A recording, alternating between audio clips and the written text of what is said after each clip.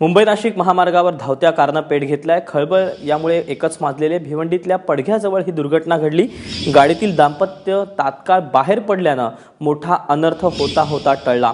महिंद्रा लोगन कंपनीची ही कार असून ती सीएनजीवर चालवण्यात येत होती। सुहास रेडेकर आमचे प्रतिनिधी आपल्या सोबत आहेत। सुहास, नेमकी कधी ही घटना घडली आहे, काय अधिक अपडेट आहे?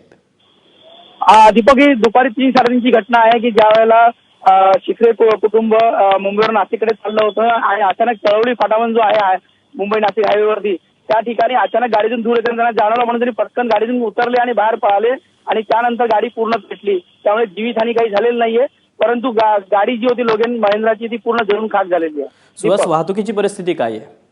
वाहतुकीची परिस्थिती फक्त तेवढ्या वेळापुरतं पोलिसांनी खबरदारी उपाय म्हणून थांबवला होता, परंतु 15-20 मिनिटांनंतर परत वाहतूक सुरळीत झालेली आहे। सुहास, धन्यवाद दिलेल्या माहितीबद्दल। तेव्हा मुंबई नाशिक महामार्गावर भिवंडीतल्या पडघ्याजवळ कारनं पेट घेतलेला आहे।